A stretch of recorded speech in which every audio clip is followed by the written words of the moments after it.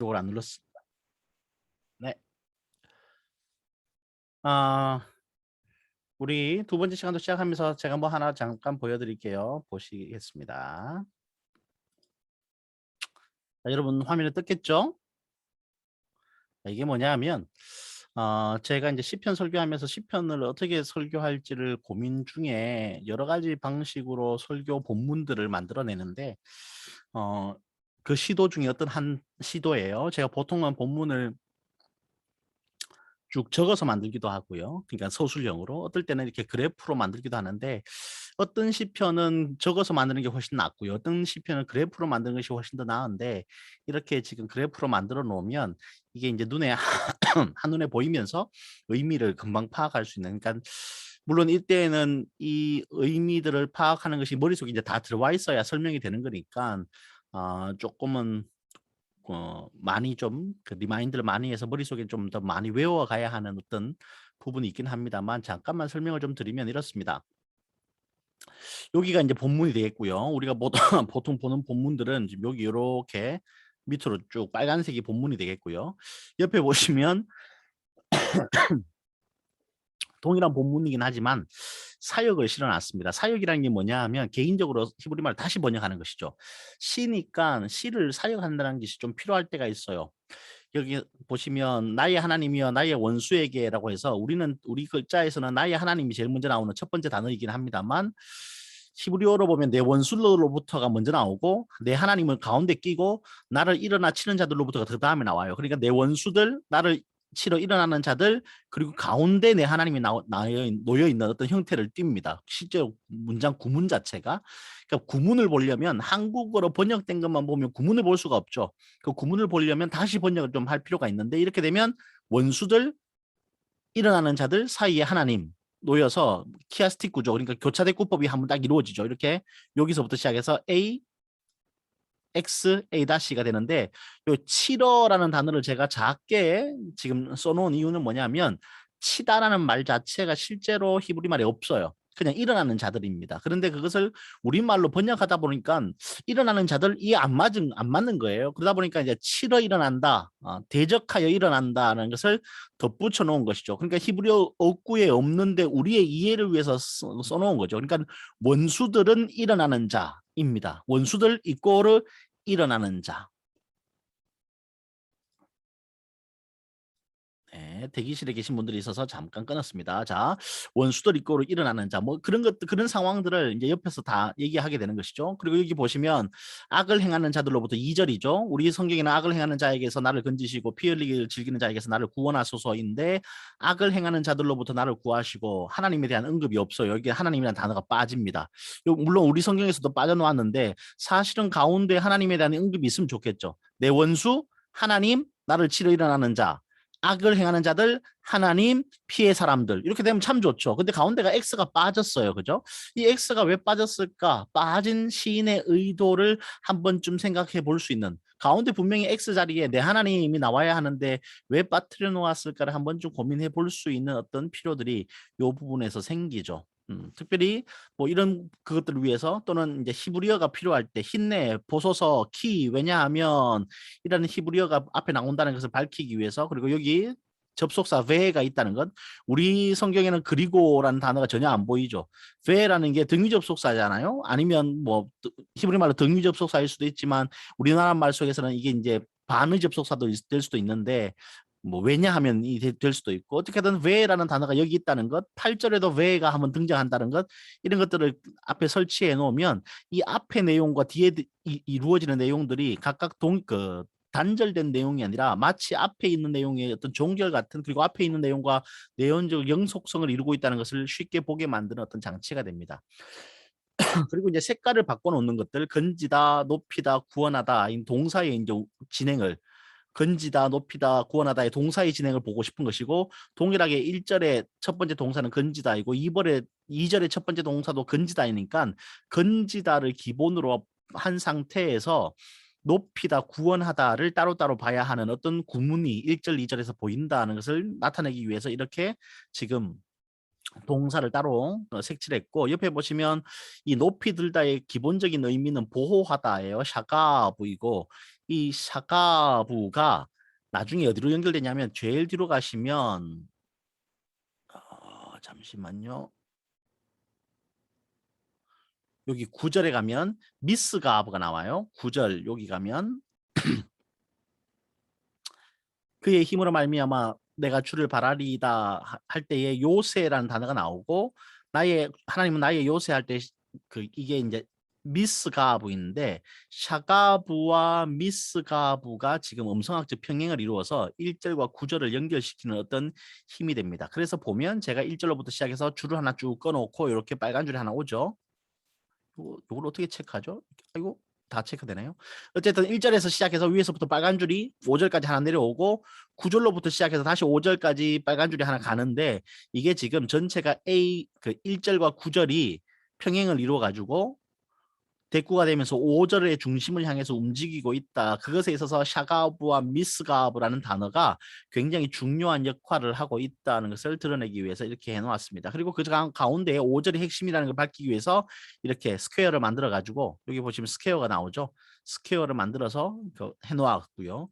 다시 5절이 지금 9절을 향하여 가고 11절이 또 9절을 향하여 가서 9절이 1절로 대응하여서 5절의 중심을 향하여 가는 틀도 되지만 9절이 다시 5절과 10 잠깐만요. 9절이 여기 5절과 13절의 틀로 말미암아 이루어지는 내용의 중심이 될 수도 있는 그리고 반면에 또 9절은 틀이 되어서 17절과 상응하면서 13절의 중심을 향하여 가는 틀이 될 수 있는 어떤 이야기로 그러니까 시편이 굉장히 아주 교묘하게 복잡하게 짜졌는데 이거 뭐 여기서 다 설명하면 어려우니까 좀 보시면 이렇게 보면 맞습니다.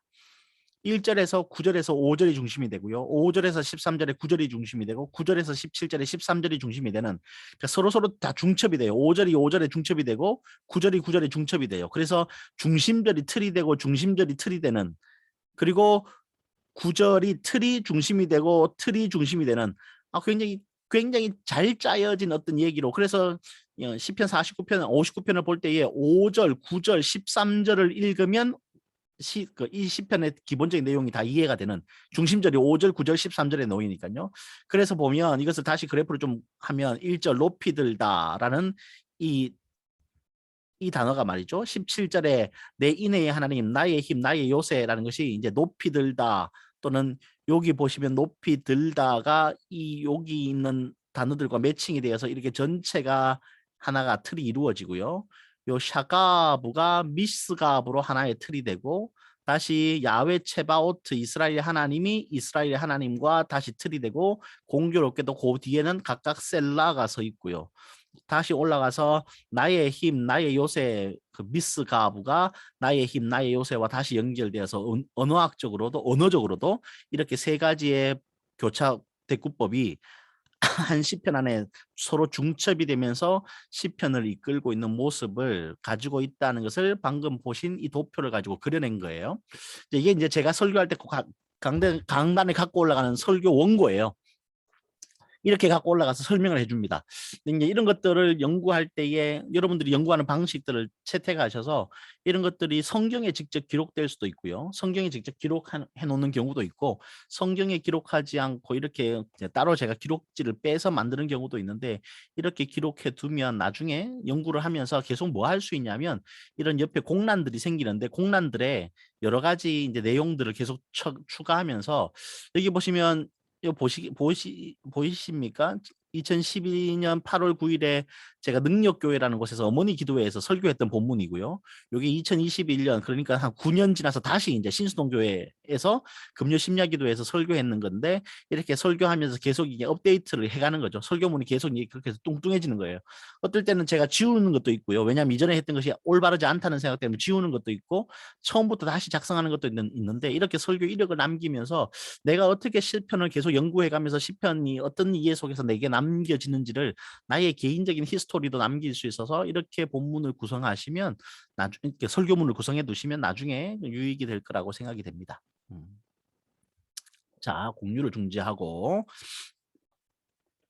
다시 우리의 PPT를 공유하겠습니다.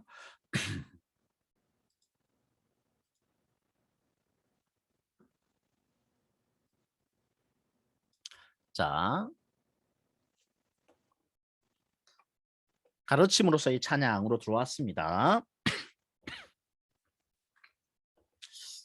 164페이지 첫 번째 줄 잠깐 보시겠습니다. 그러므로 찬양시를 설교하는 것은 이것이 하나님께 바쳐진 본문이라는 점과 정경적 과정을 통해 그것이 우리를 향한 하나님의 말씀이라는 점을 모두 진지하게 받아들일 것이다. 따라서 우리는 20세기에 걸쳐 반영된 비평적 통찰을 무시할 수 없다. 쭉 넘어가서 거기서 하나, 둘, 셋, 넷, 다섯, 여섯째 줄 가시면 정경적 과정을 연구한 사람들의 통찰도 고려해야 한다. 그리고 시편에서 사용된 표준 양식들을 인식함으로써 주어지는 통찰은 시의 기원에 대한 확정적인 지침보다 지금 완성된 본문 안에 있는 다양한 시의 교훈적 기능을 이해하는 데 더 많은 지침을 제공한다는 사실을 이해해야 한다. 뭐 이것은 여러 가지로 이해할 수 있습니다만 저희 이해는 아주 간단합니다. 방금도 보셨습니다만 일단은 주어진 문자 안에서 이해하는 것이죠. 그러니까 문자적 특징을 다 이해하고 그 문자가 어떻게 서로 연결되는지. 좀 전에도 제가 우리 시편의 장르 보시면서 분류에 존 데이가 분류하면서 66편과 19편 같은 경우에 상반부만 찬양시라고 분류했죠. 그러면 찬양시라고 설명하면서 하반부 빼겠죠. 근데 그렇게 하지 않는다는 거예요. 기본적으로 찬양시를 설교할 때에 이게 어떤 형태로 언제 편집되었는지 어떻게 그렇게 만들어졌는지를 보는 게 아니라 기본적으로 주어진 정경으로부터 시작해서 우린 연구하고 지금의 문학적 구조가 완성되었다는 것을 지금의 구조가 완전히 완성된 구조라는 것을 인정한 상태에서 진행한다는 겁니다. 그래서 예를 들어서 좀 설명해 보면 이런 겁니다. 시편이라는 것이 있는데 말이죠. 이렇게 생각할 수 있죠. 원래의 시편이 있고 뭔가의 노력으로 말미암아 덧붙여진 시편이 있는데 이게 이제 우월한 것이고 이게 편집층 1, 레닥지온 2가 있는데 이렇게 될 때 우리가 시편을 연구하면서 굳이 우어 텍스트 원본과 편집층을 구분해서 여기에만 집중할 필요는 없다고 보는 것이죠. 이미 주어진 우리는 이 모든 것이 하나가 시로 주어진 정경이라는 것이 존재한다고 생각하고 이 정경 안에 들어가 있는 내용들로부터 우리는 연구를 시작해야 한다. 이것이 지금 여기서 말하고 있는 물론 그렇다고 해서 비평적 통찰들을 절대로 무시할 수 없다는 것에 대해서 우리는 관심을 좀 기울여야 해요.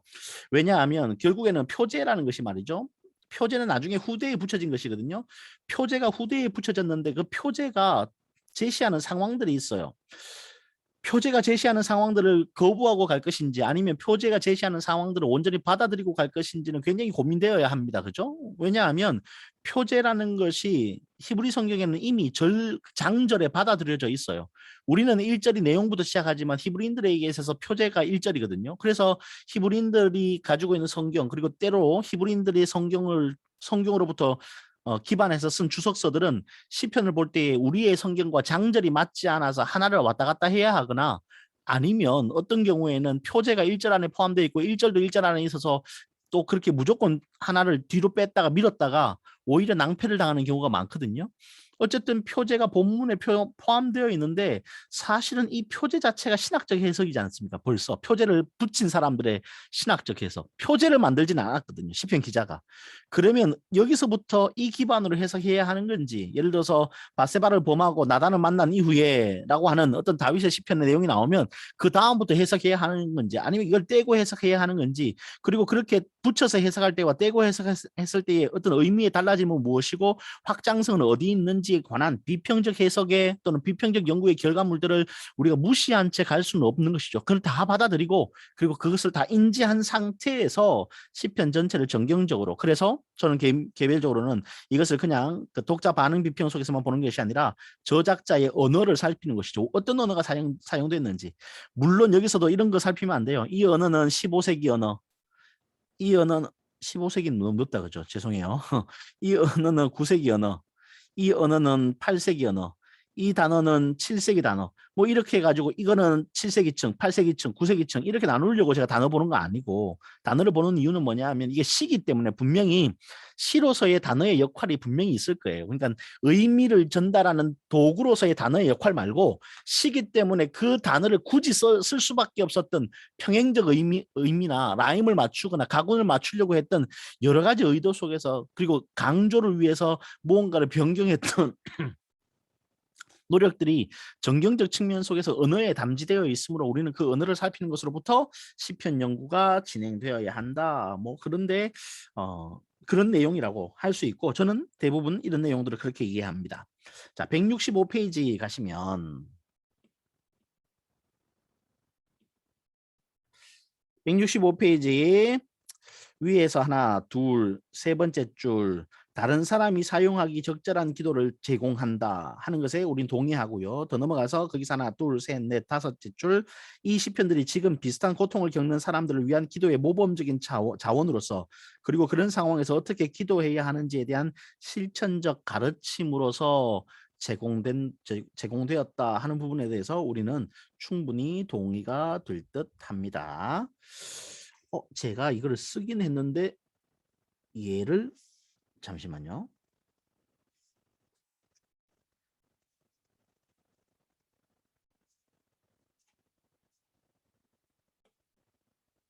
얘를 지우는 방법을 모르겠네요. 얘는 어떻게 지우죠? 할렐루야. 이걸 어떻게 지우지?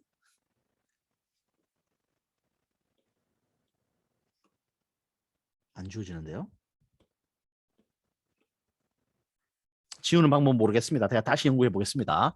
지우는 방법을 어떻게 모를까요? 바보도 아니고. 이걸 왜 못 지울까요? 네. 165페이지 밑에 제일 밑에 패러그래프 첫째 줄 찬양시는 그의 의도적인 가르침이 아니라는 것에 주목해야 한다. 그러니까 가르침을 위해서 사용된 건 아니에요. 그러니까 본인의 찬양의 조건 속에서 찬양한 것이고 그 찬양을 오늘 우리가 가르침의 영역에서 보는 것뿐이죠. 166페이지 넘어가서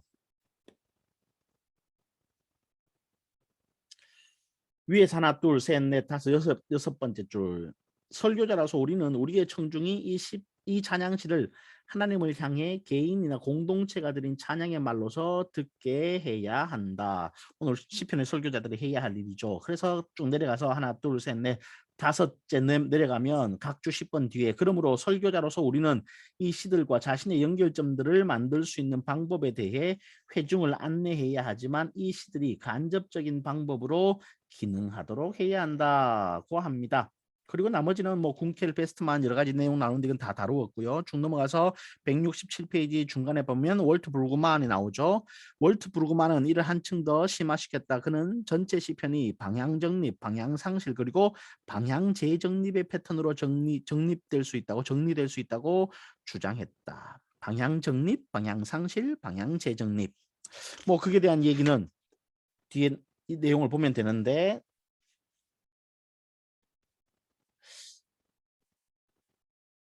넘어가서 168페이지 두 번째 패러그래프 위에서 하나 둘 셋 네 번째 줄 브루그만의 분석에서 중요한 한계는 그것이 그의 분석이 종말론적 요소를 배제한다는 점이다. 그러나 만약 우리가 하나님의 통치라는 주제를 시편의 중심으로 진지하게 받아들이고자 한다면 이제 브루그만이 제안하는 닫힌 고리가 새로운 방향 정립의 지점을 초월하여 움직이는 기도와 찬양을 허용하기 위해 확대되어야 함을 인식하는 것이 중요하다. 이 닫힌 고리는 제왕시와 시온의 노래가 그의 프로그램에 유용하지 않는 것으로 보였기 때문에 그가 자신의 분석에서 이런 시들을 배제하기로 결정한 데서 기인한다는 주장이 제기될 수 있겠다. 넘어가서 제일 밑에 줄 그러므로 끝에 우리는 방향 재정립을 초월한 희망의 가능성 더 내려가서 두 번째 줄 왜냐하면 시편의 종말론적 희망은 자신의 초점을 예수 안에서 찾기 때문이다. 이렇게 얘기하는데 저는 뭐 동의는 합니다만 조금 제가 이제 저어되는 것이 뭐냐 하면 이렇게 브루그만의 얘기를 쭉 하면서 물론 브루그만이 굉장히 신약과의 연결성들을 강조하며 저수라는 포스트 모더니즘적 학자이긴 하지만 갑자기 예수 안에서 찾는다라는 어떤 등장이 조금은 저한테는 좀 괴리된다고 보여집니다. 왜냐하면 우리가 뭐 시작할 때도 말씀드렸습니다만 구약 안에서 캐리그마를 직접 찾아야 되는 것이지 구약 안에서 캐리그마를 찾을 수 없어서 그 캐리그마를 굳이 예수님께 넘겨서 복음서 속에서 찾는다면 굳이 시편을 설교할 이유가 없지 않을까요? 캐리그마를 복음서에서 찾는다면 복음서를 그냥 설교하면 되는 거지 시가 왜 필요할까요? 시편을 직접 본다는 얘기는 뭐냐면 그 시 안에서 탄식과 찬양 안에서 오늘은 우리 찬양시 보니까 찬양 안에서 하나님의 존재에 대한 인식을 넘어서서 하나님이 오늘 나의 구원자이심에 대한 확실에 대한 어떤 캐리그마를 찾아야 하고 찾을 수 있다고 저는 보는데 그 찾는 지점을 종말론이라고 연결하고 그 종말론에서 건너뛰어서 예수님 속에서 그것을 찾아야 해라고 한다면 조금은 아쉽다. 구약학자로서 말이죠. 아마 신약학자였으면 대단해. 반드시 그렇게 해야 돼 이렇게 말했을지도 모르겠는데 제가 구약학자라서 이건 좀 아쉽다 하는 생각이 듭니다. 그러니까 시편을 설교할 때에 굳이 시편을 설교하면서 예수님으로 복음서로 넘어가서 뭐 그렇게 찾을 필요가 있을까 하는 것에 대해서는 우리 모두 좀 고민을 해봐야 할 필요가 있겠습니다. 넘어가서 170페이지 위에서 하나, 둘, 셋, 넷, 다섯, 여섯 번째 줄 한나의 탄원의 가능성은 정확하게 이와 같은 본문들이 찬양하고 있는 야훼의 정의가 그녀의 경험에서는 분명한 것처럼 보이지 않았기 때문에 발생한다. 부르그만의 용어에 따르면 한나의 기도는 하나의 방향 상실이고 이는 오직 기본적인 방향 정립이 제대로 기능하지 않은 것처럼 보이는 곳에서 생겨날 수 있다. 그러므로 많은 시편은 하나님을 문제의 근원으로 간주할 준비가 되어 있으며 따라서 그분에 대하여는 탄원하는데 심지어 그들이 하나님을 현재의 어려움에 대한 해결책으로 바라볼 때에도 그렇다. 그리고 한나의 기도는 이런 본문들의 전형이다라고 해서 뭐 책을 읽어오신 분은 다 알겠습니다만 방향 정립, 방향 상실, 방향 재정립에서 방향 정립 이것은 뭐 저의 말로 표현한다면 하나님께 기도할 수 있는 그 자체가 방향 정립이죠. 하나님을 바라보고 있으니까. 방향 상실은 그렇게 기도하는데 갑자기 탄식이 나오거나 무언가 자신을 잃어버린 듯한 아니면 뭔가 그 고난의 상황 속에서 뭔가 굉장히 컴퓨즈한 일들이 찬양으로 고백되는 것들 그것이 방향 상실일 테고 방향 재정립은 그럼에도 불구하고 탄식 위에 따라붙는 찬양의 말처럼 로프 살면처럼 말이죠. 하나님을 다시 찬양하겠다는 개인적인 믿음의 결정 뭐 그런 것들이 방향 재정립인데 지금 이 저자는 불구만을 인용하면서 한나의 기도 속에서 그것을 찾아낼 수 있다고 이야기하고 있고 이것이 바로 오늘 우리가 찬양 속에서 봐야 하는 어떤 설교의 이유라고 얘기하는 것이죠. 예를 들면 우리 모든 사람들이 교회에 와서 앉아있다는 것 그리고 교인으로 산다는 것은 방향 정립이죠. 하나님을 향한 방향이 정립된 겁니다. 믿음이라는 방향성이 생긴 거니까. 근데 그 믿음이라는 방향 속에서 고난을 겪을 때의 방향 상실이 일어나죠. 왜냐하면 믿음을 늘 지키고 산다고 얘기하지만 우리는 길을 잃게 되는 어떤 사람들과 동일하게 믿음의 삶을 살죠. 그렇게 될 때에 우리의 삶의 방향이 재정립된다는 것은 어디서 일어나는가 하는 것인데 그것이 아마도 다시 한번 하나님을 찬양하겠다고 결정하는 다시 한번 하나님을 섬기겠다고 믿겠다고 내가 오늘 믿음으로 확신하는 찬양의 기도 속에서 방향 재정립이 설정되어진다. 그러므로 오늘날의 독자들에게 그리고 교인들에게 찬양 시편은 방향 재정립의 어떤 효과를 나타내는 시편으로서 반드시 설교되어야 하고 설교될 수 있다고 말하는 것으로 보여집니다. 뭐 그렇게 이해하면 조금은 더 자세하게 이 시편에 관해서 찬양 시편에 관해서 이해할 수 있는 것이라고 볼 수 있겠습니다. 쭉 넘어가서 172페이지 밑에서 하나, 둘, 셋, 넷, 다섯, 여섯 번째 줄 사실상 그 다음에 시편은 찬양의 요청으로 종결됨으로써 우리가 선행하는 시들을 다시 한번 성찰하도록 안내한다. 여기서 말하는 시편은요. 한 시편이 아니라 150편의 시편이에요. 시편 전체를 말하는 겁니다. 시편 전체가 뒤에 가면 할렐루야 시편으로 종결되죠. 할렐루야로 시작하고 할렐루야로 끝나는 할렐루야 프살멘으로 이루어지는데 그 할렐루야 프살멘이 시편의 가장 마지막에 놓여 있는 이유는 이라고 묻고 이 저자는 뭐라고 얘기하냐면 앞에 있는 시편들을 다시 한번 모두 다 이 찬양의 입장에서 성찰하라고 시편이 그렇게 이루어졌다. 그렇게 말하고 있는 것이죠. 즉 이것은 시가 교훈하는 방법과 설교의 기초를 형성하는 방법을 볼 수 있게 하는 시적 장르에 대한 이해와 정경적 기능에 대한 이해 사이의 상호작용이다. 좀 전에 말씀드린 것으로 가져오면 시편이 말이죠. 탄식시가 앞에 쭉 나옵니다. 아주 많이 나와요.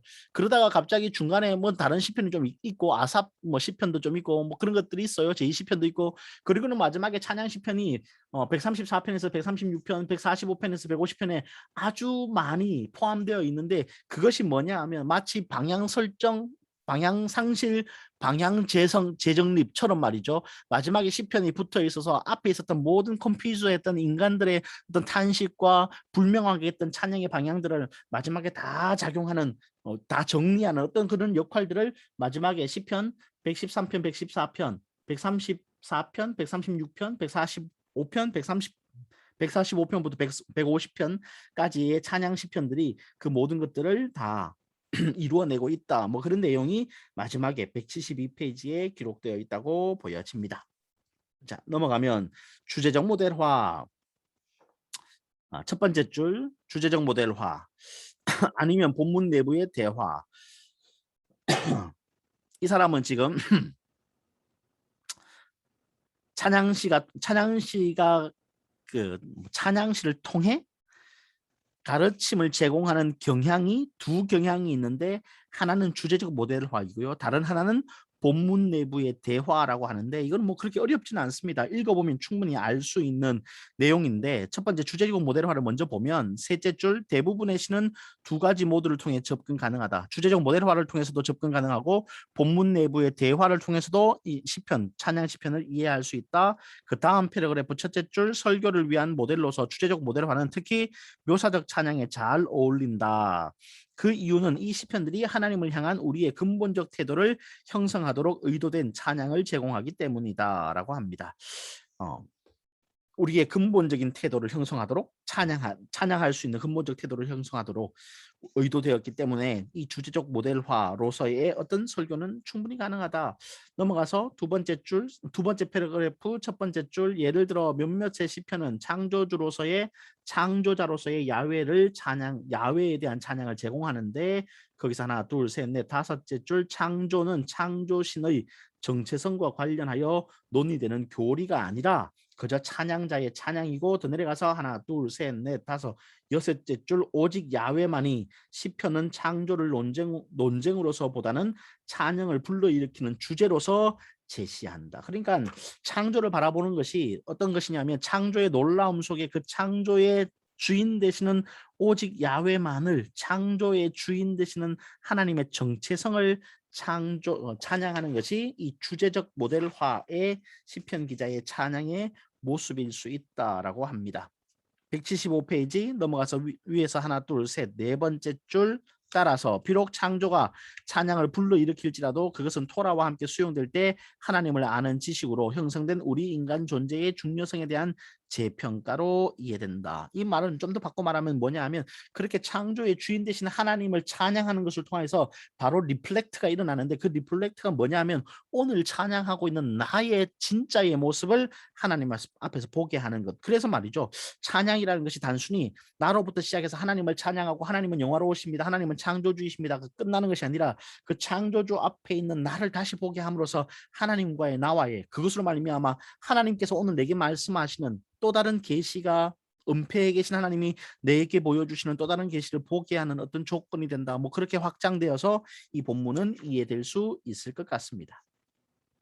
그러니까 지난주에부터 보면 다 연결되는 것이죠. 예를 들어서 하나님이 우리에게 계시하셨고 우리가 하나님께 찬양해요. 그 찬양으로서 그 찬양이 끝나는 게 아니에요. 하나님을 찬양합니다. 끝이 아니라 그 하나님을 찬양한 것 속에서 리플렉트가 곧장 일어나는데 그 찬양 안에서 보여지시는 하나님 앞에 서 있는 나라는 사람이 보여지고 나라는 사람이 보이면서 하나님과의 어떤 관계성 속에서 서 있는 나라는 것을 찬양하는 찬양자가 곧바로 인식하게 되는데 그래서 그런지 크라우스트 웨스트만이 감사시와 찬양시를 구분하지 않고 감사시 중에 어떤 것들을 찬양시로 가져다 넣은 것은 굉장히 의미가 있다고 보여집니다. 왜냐하면 생각해 보십시오. 하나님 앞에 서 있는 내가 발견되었어요. 그때 우리가 할 수 있는 것이 뭐냐면 제가 볼 때는 찬양보다는 감사일 경우가 더 많거든요. 그렇다면 크라우스트 웨스트만이 고민했던 이유 물론 그 클라우스 웨스트만이 하이델베르그이기 때문에 말하는 건 아니에요. 근데 제가 보통 대부분 인용하는 자들이 다 인용하는 독일 학자들이 하이델베르그 출신이라 좀 아쉽긴 한데 어쨌든 하이델베르그라서 제가 말하는 것이 아니라 클라우스 웨스트만이 고민했던 그 고민은 오늘 정말로 우리 속에서도 한 번쯤 고민이 돼봐야 하겠죠. 찬양하고 리플렉트 하나님 앞에 서 있는 내가 발견되고 그때 이 두 가지 처음에는 탄식, 찬양, 리플렉트에서 감사 당연히 그렇게 될 수밖에 없는 어떤 그 이유가 분명히 보여진다고 할 수 있겠습니다. 근데 이게 이렇게 학문적으로 보는 게 문제가 아니라 대부분 우리 기도를 그렇게 하지 않습니까? 우리 기도할 때 대부분 기도 시작할 때 어떻게 시작하십니까? 하나님 이렇게 부르고 그죠? 하나님 이따 불러봐요. 안 그렇습니까? 대부분? 부르고 좀 기다려보죠. 왜냐하면 우리가 내가 하고 싶은 기도를 할 때도 있지만 하나님이 내게 무슨 기도를 원하시는지를 기다릴 때가 있죠. 사실 기도는 내가 하고 싶은 것을 하는 것도 기도이지만 하나님이 오늘 내게 무엇 원하는지를 알고 기도하는 것도 진짜 기도거든요. 그래서 기다릴 때가 있습니다. 그러다 보면 갑자기 말이죠. 어디서 탁 걸릴 때가 있어요. 내 마음에 걸리는 부분이 생길 때가 있습니다. 그때 하나님 앞에 말이죠. 기도하게 되죠. 제가 최근에 겪고 있는 상황들 속에서도 뭐 그런 것들을 느끼는데 사실 굉장히 큰 어려움을 겪으면 기도가 잘 안 될 때가 있습니다. 왜냐하면 어디서부터 기도를 시작하고 어디서 기도를 맞춰야 되는지 잘 모르겠다는 느낌이 들 때가 있죠. 그때는 그냥 아무 기도도 안 되는 상태에서 그냥 하나님 부르고 가만히 있을 때가 있습니다. 그러면서 그 기도가 안 되는 상황들이 막 떠오르면서 말이죠. 어느 순간에 어떤 것이 딱 잡힐 때가 있는데, 예를 들어서 뭐 한 가지 최근에 제가 기도했던 경험을 좀 말씀을 드리면 이런 거죠. 어, 올바른 것을 옳다고 얘기하는데 그 올바른 것을 옳다고 얘기하는 것이 오히려 비난의 조건이 되는 상황 속에 내가 놓였음을 알게 되었을 때, 모두가 다 불법을 하고 있고 모두가 다 좋은 게 좋은 거야라고 하고 있는 세상 속에서 나 혼자만 아니요, 이거를 바로잡아야 하고 이거는 좋지 않고 이것 때문에 우리가 피해를 봐도 우리는 정직하게 말씀에 따라서 이렇게 해야 합니다라고 말하고 있는 나로 말미암아 나도 불편해지고 내가 속해 있는 모임도 불편해진 상황을 바라보게 될 때, 여러분 되게 괴롭지 않습니까? 그런데 사람들이 다 말하기를 뭐라고 말하냐면 어, 너 한 사람만 참으면, 너 한 사람만 용납하면, 너 한 사람만 조용하면 다 해피해. 이렇게 말하는 거예요.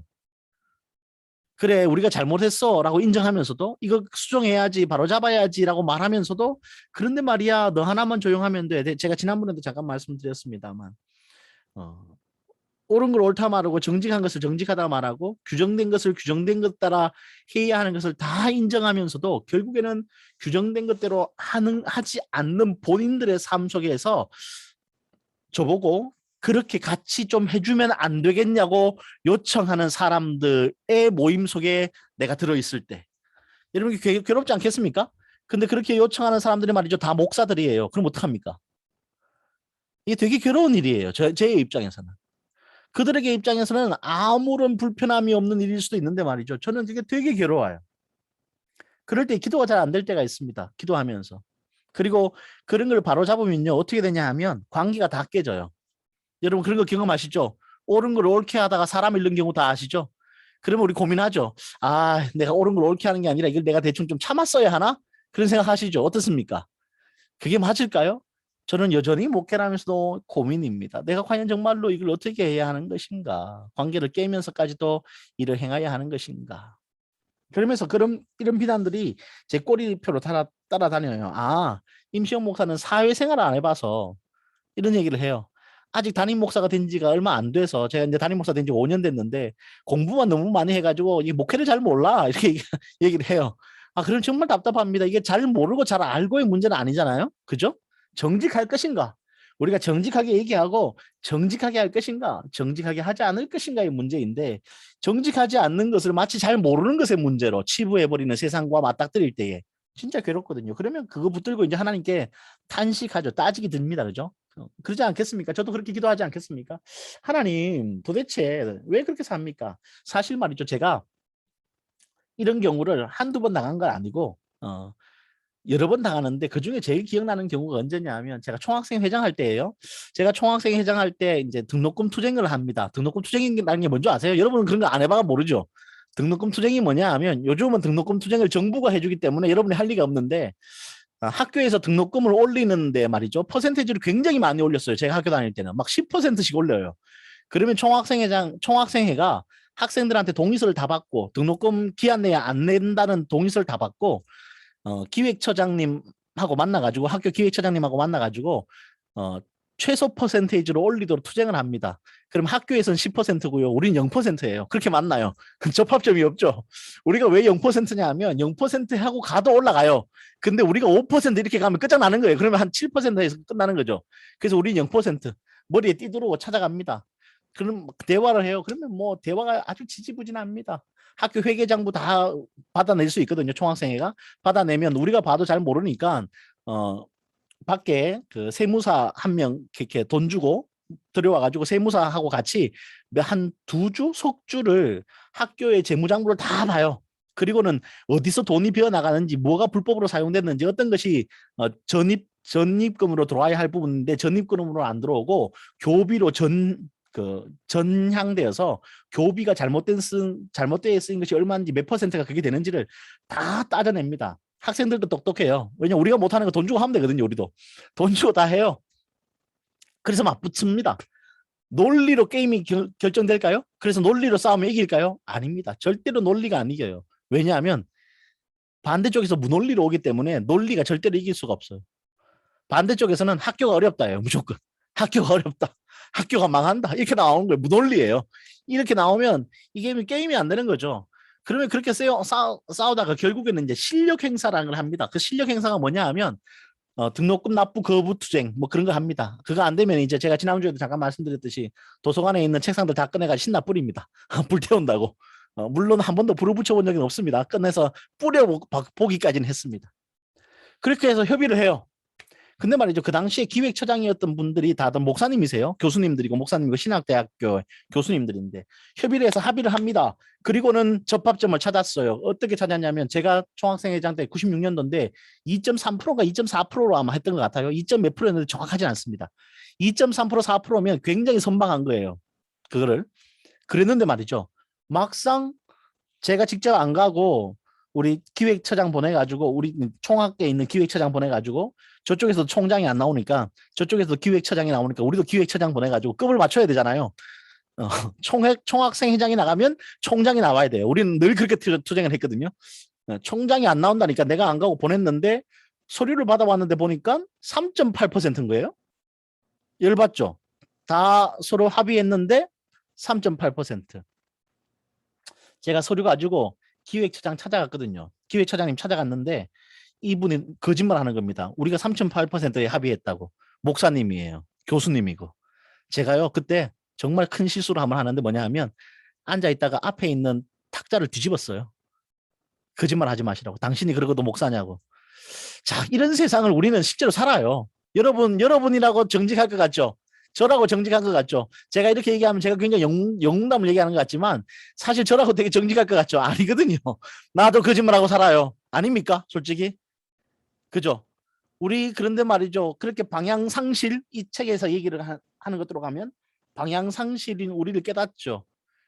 그 방향상실한 내가 결국에는 누구를 바라볼 수밖에 없냐면 창조주를 바라볼 수밖에 없는 거잖아요. 나의 근원자를 바라볼 수밖에 없는 거지 않습니까? 그래서 지금 창조주를 바라보게 돼요. 찬양시는 바로 그런 겁니다. 하나님께서 내게 뭔가 대단하게 놀라운 것을 하셔서 찬양하는 것도 있지만 다른 게 아니라 나의 방향상실에 내가 바라볼 수 있는 유일한 분이 하나님밖에 안 계신 거예요. 보니까 나는 흔들리는데 큰 바위는 안 흔들려. 나는 뿌리가 없는데 저 큰 나무는 얼마나 뿌리가 깊은지 태풍에도 바람이 심해도 넘어가지도 않는 거예요. 나는 작은 바람에도 흔들리는 나무 같은데 말이에요. 그러자 그 나무를 만드신 하나님이 눈에 보이는 거예요. 세상 사람들은 그 나무에 빌어요. 그죠? 근데 우리는 그건 아니죠. 우리는 그 나무에 비는 게 아니라 그 나무를 만드신 하나님이 보이는 거죠. 그 큰 바위를 만드신 그 반석 뒤에 계시는 하나님이 보이는 거죠. 그럼 우리는 하나님을 봅니다. 그리고 그것을 흔들리게 하지 않도록 만드신 하나님이 오늘 나를 흔들리지 않도록 하실 것을 아니까 하나님을 향하여 찬양하게 되죠. 나는 흔들리는 존재이지만 세상의 뿌리는 깊어서 세상의 모든 것은 흔들리지 않는 그 기반 위에 서 있는 것 같아서 나도 결국에는 그런 기반 위에 세워주신 것 같은데 살지 못하는 나의 연약함과 그것을 그렇게 창조하신 하나님을 바라보며 하나님을 찬양하죠. 그때 말이죠. 하나님을 찬양하는 순간 뭐가 딱 보이냐면 그래 하나님은 나도 저 바위처럼 나도 저 나무처럼 심지 깊게 무거운 무게로 흔들리지 않게 떠내려가지 않는 인생으로 만드심을 나는 깨닫습니다. 그죠? 그러니까 내가 기도할 수밖에 없는 게 뭐냐 하면 그렇게 나를 여전히 연약한 존재지만 그렇게 창조해 주신 하나님에 대해서 깨달음으로부터 감사가 또 오늘 내가 당장을 그렇게 못 살지만 나를 반드시 그렇게 살게 하실 하나님으로부터의 감사가 내 속에서 터져나올 수밖에 없는 거죠. 그래서 기도는 그렇게 이루어집니다. 막 단식하다가 말이죠. 도대체 그 인간들하고 내가 어떻게 이제 목회를 합니까? 뭐 그렇게 얘기하다가 말이죠. 나중에 그래요 하나님 나도 죄인인데 우리 모두 죄인인데 뭐 그렇게도 기도하다가 넘어가서 말입니다. 그런데도 불구하고 우리 함께 그렇게 모아서 옳고 그름을 논하면서 하나님의 뜻을 따라서 나갈 수 있는 무리가 한 무리가 되게 하신 한 지체가 되게 하신 하나님에 대해서 감사할 수밖에 없는 나도 연약한 존재니까 그들의 연약함을 너무 뭐 이해하지 못한 채 코너로 몰아붙이고 있는 나의 삶이 보이면 그때서야 뭔가 조금은 타협점이 생기는 거죠. 물론 타협한다고 해서 제가 이해하거나 물러서지는 않을 겁니다. 지금도 제가 물러서지 않고 있어서 문제 해결점은 없어요. 아마 이 문제는 한 5, 6년 계속 끌 거예요. 이게 더군다나 그냥 논리의 문제라고 정합되면 좋은데 돈이 걸린 문제라 더 어려워요.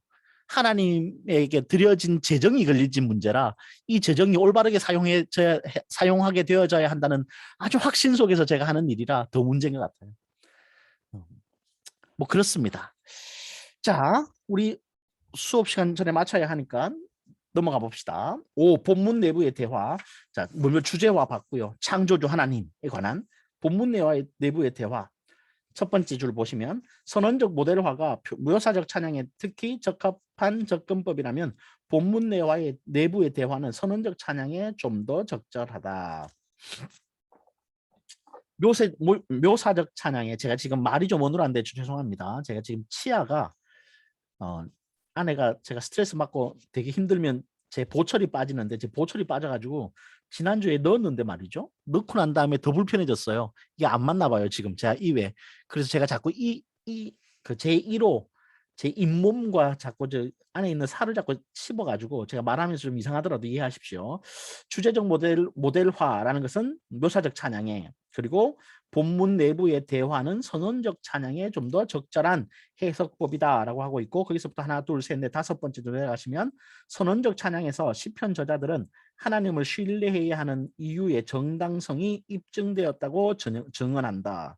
두 줄 밑에 내려가서 즉 하나님의 선언하심과 돌봄에 대한 가장 중요한 확언이 진실이라고 제시된다. 그러나 그것은 시편 저자들 일부의 아픔과 고통을 배제하는 방식으로는 아니다. 그러므로 시편 저자들은 하나님의 선함이 아픔의 한가운데서도 진실로 되었던 순간들에 대해 감사를 드린다.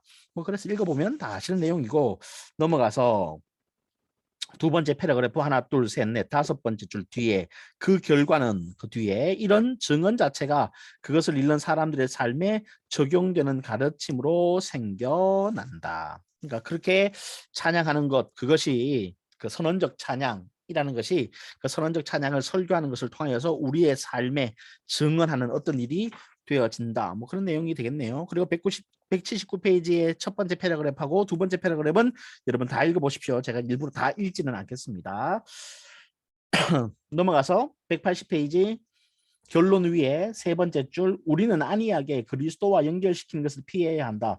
이건 제가 좀 전에도 주장했던 것이죠. 그러나 시편에서 발견되는 종말론적 영향력이 있다는 것 우리에게 그리스도를 가르친다는 점 역시 인정해야 한다. 이 부분은 저도 동의합니다. 그러나 무조건적으로 그리스도와 연결하지 않도록 우리는 조금은 조심해야 할 필요가 있겠죠.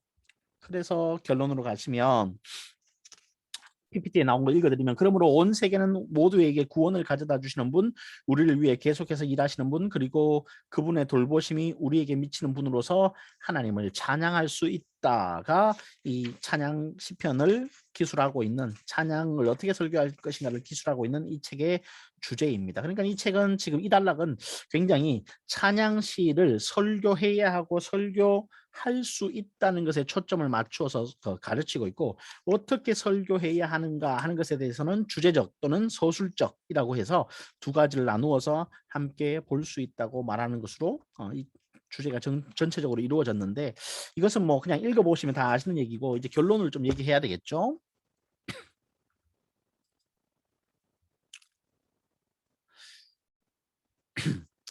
찬양이라는 거 생각해 보면 결국엔 찬양의 대상을 안다는 게 굉장히 중요해요. 찬양의 대상을 어떻게 인지할 것인가.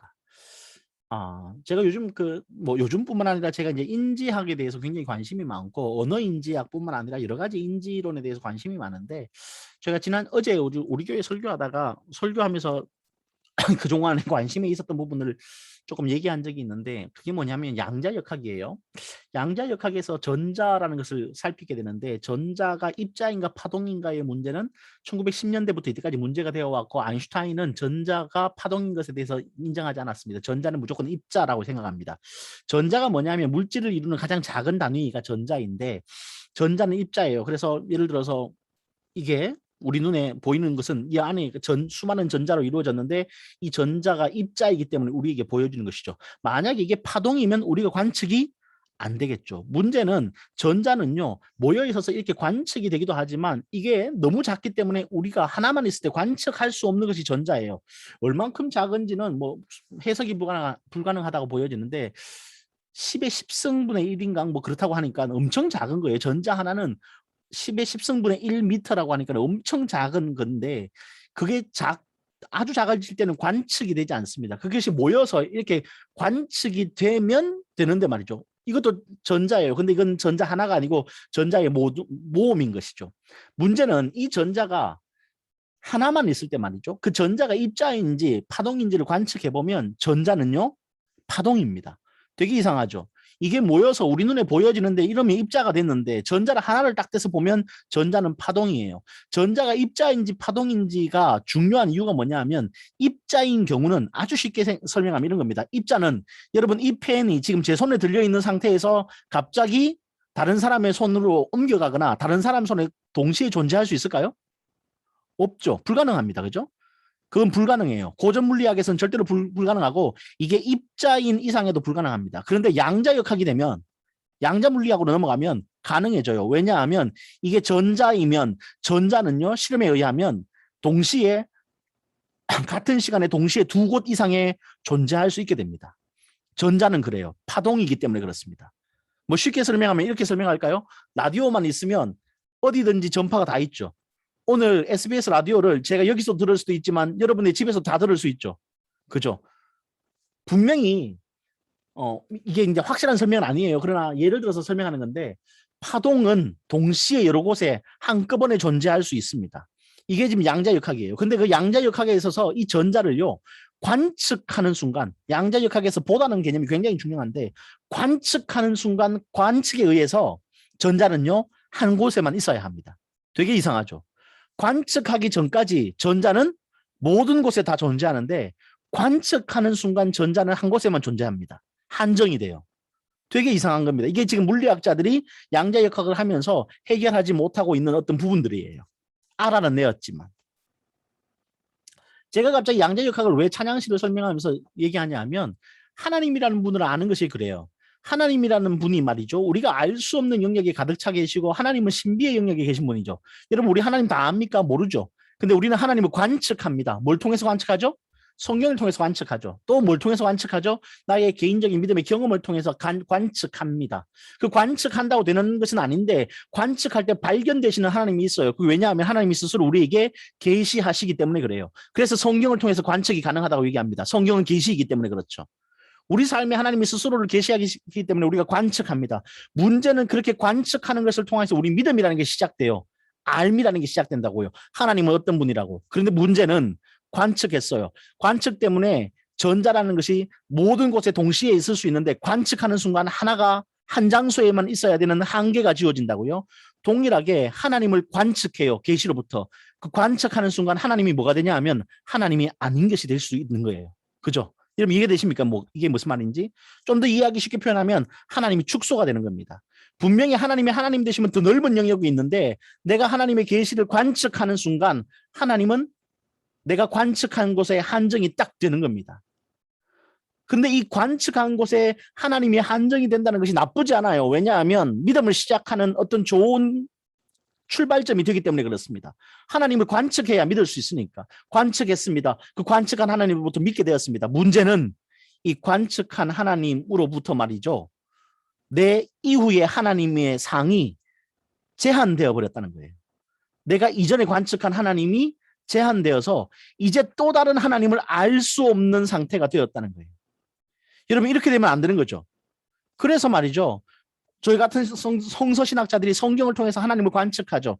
그리고 하나님을 문서로 기록합니다. 문서로 기록하는 순간 하나님은 제한되죠. 그 문서의 글자에 제한됩니다. 그럼에도 불구하고 보수적인 성서학자들이 모두가 다 인정하는 것은 뭐냐 하면 하나님을 관측해서 기록하였고 기록된 하나님이 존재하지만 그 기록된 하나님을 넘어서서 비관측된 그러니까 관측되지 않은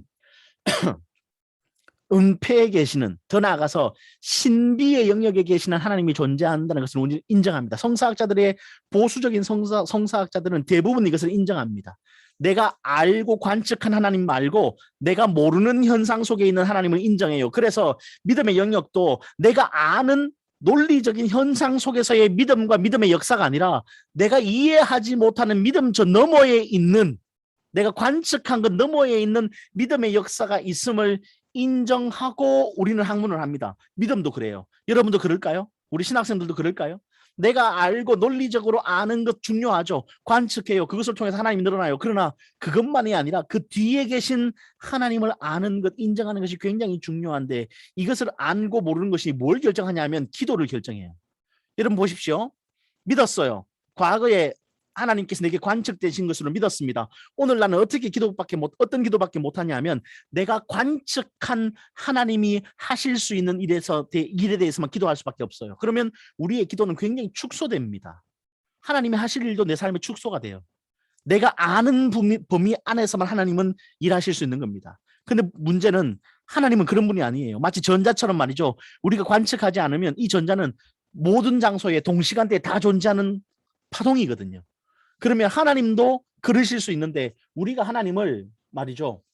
그렇게 내가 관측한 것 속에서 제한되지 않게 놓아둔 상태에서 기도한다는 것은 하나님이 어떤 일을 하실지 모르지만 신비의 영역 속에서 하나님은 내가 기대하는 일을 넘어서서 어떤 일도 하실 수 있는 분이라는 것을 내가 믿는 믿음으로 마치 눈을 감고 어떤 것을 만지는 것처럼 말이죠. 관측하지 않지만 하나님은 모든 것을 창조주로서 다 하실 수 있는 분이라고 기도할 수 있는 우리의 기도가 되는 것이죠. 찬양시라는 것은 어쩌면 그런 영역까지 나아가야 하는 것이 아닌가 하는 생각을 좀 하게 됩니다. 여러분 어때요? 여러분이 분명히 예수님을 믿으니까 지금 신학생이 되었고 믿는 믿음이 성장하고 또 그 믿음으로 말미암아 누군가를 인도하고자 하는 소명과 사명이 있으니까 지금 신학 공부를 할 텐데 여러분이 관측하는 하나님 그걸 계속 이제 관측을 해갈 테예요. 그 관측하는 하나님이 필요한 이유는 뭐냐면 이 관측된 하나님을 나는 누군가에게 전해줄 수 있기 때문입니다. 그런데 관측한 하나님이 다가 아니고 어떤 하나님이 계시다고요? 내가 관측을 넘어서는 신비에 계신 하나님이 분명히 계시다고요. 내가 아는 하나님 말고 내가 기대하는 하나님 말고 나의 기대를 훨씬 더 넘어서서 뭔지도 모르지만 어떤 일이든지 그것을 하실 수 있는 하나님이 나와 함께 계시다는 것을 믿는 믿음이 분명히 우리에게 더더욱 크게 전제되어야 하고 누군가에게 내가 관측한 하나님을 나누어줘서 그로 하여금 믿음을 시작하게 하겠지만 종국의 그 사람의 믿음의 끝도 어떤 것이 되어야 하냐면 그가 관측할 수 없는 곳에 계신 하나님에 대한 신뢰와 믿음이 있도록 이끌어가는 것이 우리의 목양이어야 하지 않겠나 하는 생각을 하게 됩니다. 아마도 찬양시는 그런 어떤 세계로 나아가게 하기 위한 좋은 교두보가 되지 않겠나 하는 생각을 저는 개인적으로 합니다. 네, 수업은 요쯤에서 마쳐도 되겠죠. 수업은 요 정도로 마치고 혹시나 질문 있으시면 질문 받겠습니다.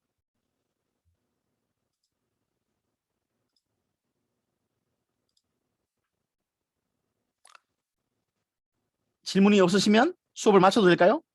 질문이 있으신 분은 손 들어주셔도 되고 질문이 없으시면 수업을 마쳐도 될까요? 교수님 네. 네네네. 김형원 전사님? 저는 그 수업을 처음에 못 듣다가 나중에 시간 돼가지고 들어왔는데 나머지 네네. 영상으로 강의 듣겠습니다. 네, 알겠습니다. 병광호 전사님? 네, 교수님, 저 질문 한 가지가 있는데요. 네. 이제 교회에서 설교를 많이 듣다 보면 구약이든 신약이든 결국에 이제 그리스도로 예수님으로 이렇게 연결을 많이 시키는 설교를 많이 듣는데 오늘 말씀하셨던 것처럼 시편 안에서 어떤 그리스도, 그러니까 신약에서 그 복음을 결국에 찾아야 된다는 그 부르그만이었나요? 그 주장이 있었잖아요. 네네. 그래서 이 시편 안에서 설교를 할 때도 그러면 그리스도까지 가지 않고 그 시편 안에 있는 말씀 안에서 하나님의 캐리그마를 찾는 게 맞는 건지 아니면 그리스도도 결국에는 연결시키는 게 맞는 건지 그게 네. 기준이 잘 안 서는 것 같습니다. 저는 근본적으로 캐리그마를 찾아야 한다는 것에 방점이 있어요. 근데 이제 이 사람들이 주장을 이 글을 쓴 사람의 주장을 조금 더 종합해 보면 이 사람은 뭐라고 얘기하냐 하면 종말론적인 어떤 이미지를 가지고 있는 시편일 경우 구약의 시편이 종말론적인 의미를 가질 경우 예수 그리스도로 넘겨갈 수 있다고 봐요. 근데 이 종말론적인 시편이라는 의미는 의미 속에서 예수 그리스도로 넘어간다는 말은 이미 오신 예수 그리스도에만 한정되는 것이 아니라 다시 오실 예수 그리스도에까지 확장된다고 저는 보거든요. 이 책에서는 그렇게 기록하지 않고 있지만 저는 개인적으로 그렇게 생각하는데, 그래서 말이죠. 대부분의 시편에서 예를 들어서 시편 1편에서 예수님을 찾는다, 예수까지 연결한다, 그건 굉장히 억지 주장이 될 수도 있어요. 시편 1편에서 예수를 찾는다는 게. 하지만 어떤 종말론적인 시편 속에서 재림 예수를 기대하게끔 하는 것으로 연결되는 것은 저는 충분히 가능하다고 생각합니다. 그러나 뭐 질문하시는 의도가 있으니까, 구약은 구약 내에서의 종결이 가능해야 합니다. 신약으로까지 무조건 끌고 가서 종결을 한다는 것은 그 본문을 볼 이유가 없고, 신약으로까지 끌고 가서 종결했다면 그 신약에 끌고 간 본문을 가지고 설교하는 게 훨씬 더 낫다가 제 의견입니다. 굳이 어차피 신약으로 갈 건데 구약에서 가서 갈 필요는 없는 것이죠. 그렇게 되면 흔히들 말하는 구약을 신약의 시녀를 만들어버린 것이죠. 그죠? 그렇게 할 이유는 전혀 없다고 저는 개인적으로는 생각을 해요. 감사합니다. 네. 근데 그거는 제가 볼 때는 시편뿐만 아니라 모든 구약의 본문이 마찬가지입니다. 자, 홍해 사건 속에서 예를 들어서 아브라함의 그 번제 사건 있죠. 이삭을 드리려고 하는, 예수님 어떻게 찾아요? 이삭이 예수님이죠. 아닙니까? 이삭이 예수님 맞죠? 번제단에 있던 이삭은 예수님으로 연결됩니다. 그죠? 다들 이해하시죠? 모형론 속에서. 자, 이삭 죽었나요? 안 죽었죠? 예수님 죽었나요? 죽었잖아요. 부활하셨을 뿐이지.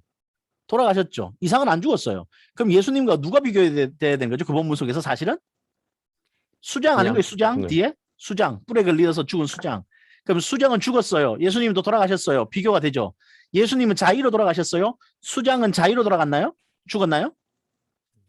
숯불에 뿔이 걸려서 죽었죠. 비교가 되나요? 안 되죠. 이해가 되십니까 지금? 그죠? 수장을 또 예수님과 비교하면 된다 안 된다? 아, 이건 좀 어렵다. 수장은 자의가 아니라 머리에 뿔이 걸려서 죽은 것이죠. 자, 죽은 수장 부활했나요? 안 했죠. 예수님은요, 부활하셨잖아요. 그죠? 그런 모형론적 어려움이, 뭐 세일해머 같은 분들이 하시는 모형론의 어려움이 분명히 있어요. 그래서 우리는 모형론이라고 하면 조금 더 그래도 견고하고요. 이게 알레고리적 해석이 되면 아주 안 견고해지는데, 구약의 본문들을 그렇게 알레고리로 봐서 신약으로 바로바로 넘기는 경우가 많습니다. 그럴 때 조심해야 된다는 얘기예요. 예를 들어서 기생 라합이 여리고성에 붉은 줄을 내달죠.